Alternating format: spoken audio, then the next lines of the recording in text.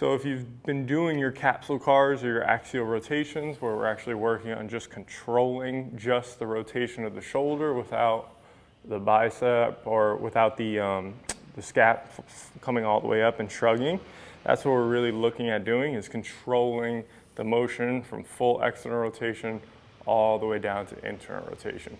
What's happening is we're working the eccentric portion of the backside of the shoulder. So while we're going down, what your external rotators are doing is really working very hard in order to slow the movement down. So we can set this up a multitude of different ways, but we're just going to keep it super simple. When we're thinking about doing this, we can also think about different angles. So for example, if I'm here off to the side, that's this angle, right? That doesn't mean that I couldn't be here. That also doesn't mean that I couldn't be all the way out to the side.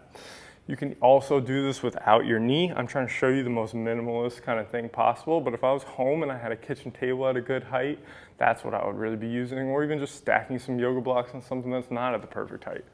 So we're taking the weighted ball. This could also be a yoga, this could be a dumbbell or any lightweight. We do want to keep it light. The exercise should be pretty difficult, especially to do really well. So it's not a matter of loading up. But when you're ready, you definitely want to progressively overload just like we would do anything else. So we'll start off with this angle right here. And it's really as simple as I'm trying to think about the rotation coming from the shoulder, which is going to be represented by movement with an imaginary X on the bicep. I'm staying tall so that I'm not shrugging or flexing my spine. I just want to be nice and long, and I want to show independence of the shoulder. Again, thinking about the bicep slowly coming down. Where should you feel this? Never in the front. There should never be any pinching sensation or closing pain, but we should feel the back side of the shoulder working to really resist the movement. As far as I can get safely without any of that shrugging going on is what I want. And then I can take my hand, assist back up, and repeat for reps. Okay, as I mentioned before, all angles have value, so it's definitely something that I want to hit from multiple angles.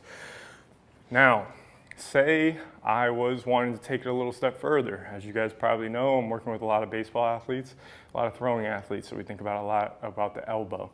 Now, when I use this, instead, I'm actually going to force the elbow and the shoulder to account for a different stimulus of the offset load. So this, being heavier on this side, is going to cause me to really work to keep this instead of letting it fold inward like this. So I can add a whole nother stimulus just by doing this and making sure that that doesn't collapse inward like that, okay? So just another kind of thought on that exercise to make it specific to you. Should be based off an assessment. If you haven't got assessed yet, you know exactly where to go. Our website's right below. If you guys have any feedback, please let me know. Any questions, leave anything below, and we'll get back to you as soon as we can. Really appreciate your support. Have a great day.